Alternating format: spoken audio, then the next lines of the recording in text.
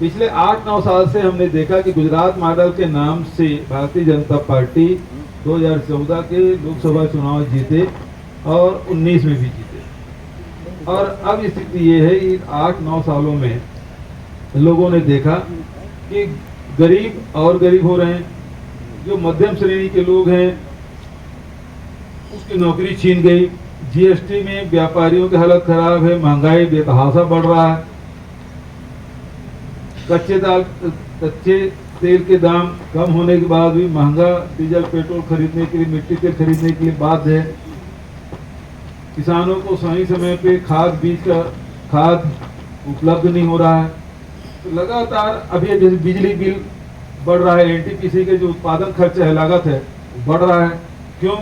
कि आप कोयला पूर्ति नहीं कर पा रहे हैं। कोयला पूर्ति नहीं होने के कारण से जो विदेशी कोयला आ रहा है उसको ब्लैक करके चलाना पड़ रहा है और इस कारण से बिजली बिल बढ़ रहा है।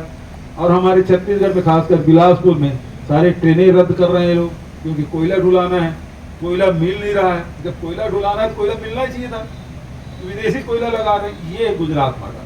तो जो गरीब है, जो मिडिल क्लास है वो लोअर मिडिल क्लास है वो गरीब, और गरीब है वो फिर और गरीब।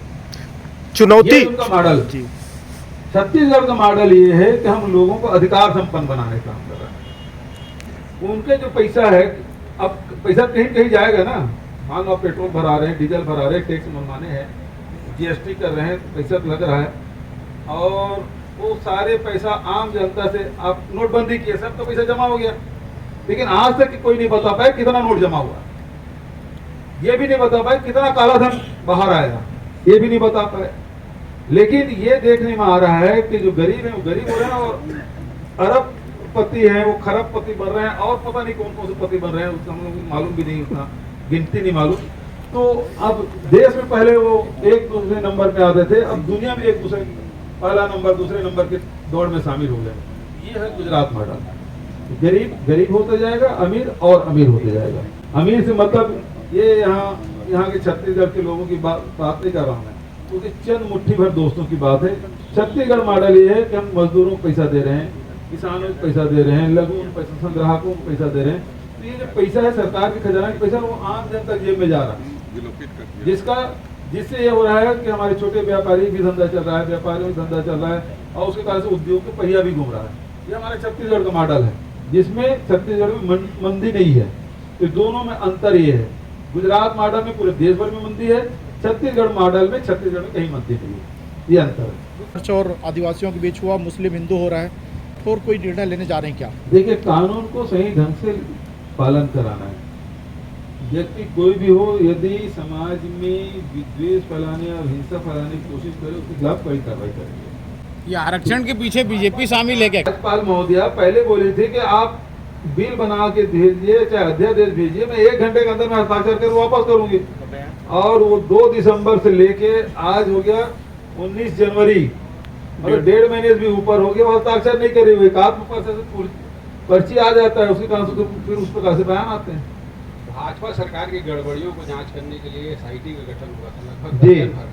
एक भी एसआईटी का अभी तक रिपोर्ट नहीं आया है। मतलब पहली बार ये हुआ है कि नेता प्रतिपक्ष तत्कालीन, अब तो नेता प्रतिपक्ष बदल गया, धर्मलाल कौशिकी, और कोर्ट में पीआईएल लगाए कि नान खिलाफ जो एसआईटी हमने गठन किया था उसकी जांच ना हो, और अभी तक पेंडिंग है।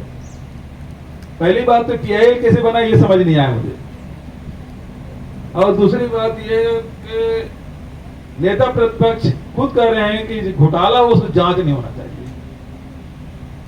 तो अब वो न्यायालय का जब फैसला आएगा तब उसमें जांच होगी।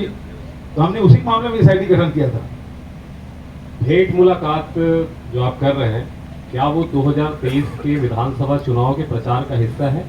अभी कल बयान आया था इनका, चंदेल जी का, नारायण चंदेल जी का, कि आपकी जो भेंट मुलाकात है वो हेट मुलाकात है। ये घृणा फैलाने के काम तो उनको मिला हुआ है, और वो फैलाते हैं, पूरे देश भर में फैला रहे हैं। यहाँ तक के भेंट मुलाकात कार्यक्रम चुनाव के संदर्भ में है। शुरू किए थे तो चुनाव बहुत दूर था, लेकिन अब ऐसा लग रहा है कि अब 23 लग गया है, इसके लिए नजदीक है। अभी भी 9 महीना है। अब मैं समझता हूँ कि 60 से अधिक हमने विधानसभा कर लिया है, तो बहुत जल्दी कंप्लीट हो जाएगा, महीने 2 महीने के अंदर कंप्लीट। चीज बताइए, रमन सिंह 10 बार लगाए थे, किसके लिए लगाए थे? 10 बार वो लगाए थे ना, उसकी जानकारी काफी मिल गई होगी आपको। वो 10 बार लगाए थे, क्यों लगाए थे? वो डर के मारे इस प्रकार से हल्ला कर रहे हैं रासू, क्योंकि उनका षड्यंत्र फिर उजागर होगा। अभी आप देखेंगे नारायणपुर में कौन पकड़ा गया है? उसे भारतीय जनता पार्टी के जिला अध्यक्ष पकड़ा गया है ना, और बहुत सारे लोग पकड़े गए हैं। जबकि एसपी कलेक्टर को बोल के आए थे कि भीड़ आई है, हम कुछ नहीं करेंगे, और कंट्रोल नहीं कर पाए, जाके सीधा स्कूल में घुस रहे थे मारपीट करने। एसपी बच्चों को बचाने गए तो उसको भी लाठी पड़ा, सर फटा, उसके बाद भी अपने कर्तव्य परायणता में डटे रहे। तो ये वो लोग हैं कि झूठ बोल के इधर अधिकारियों की विश्वास दिलाया कि कुछ नहीं होगा, और दूसरे तरफ सब तोड़फोड़ हो रहा है। क्या बताता है इसके पीछे कौन लोग हैं? तो डर, शायद इनको डर ये है कि हम रास्तों में फंस ना जाएं। इसका में इसकी छटपटाहट दिखाई दे रही है। प्रधानमंत्री आवास योजना के अंतर्गत 3-4 वर्षों से कोई राशि नहीं हो पा रही है। ये गलत जानकारी है। पिछले समय हुआ क्या था कि बैंक से लोन ले लेते थे राज्य सरकारें। अब केंद्र सरकार ने कहा बैंक से लोन नहीं लेंगे। 800 करोड़ हमने बजट में शामिल किया, पहली बार बजट में शामिल किया है, और राशि 300 करोड़ रुपया अंतरित भी हो गया है। जा रहा है लगातार, ये अफवाह फैलाने बहुत है।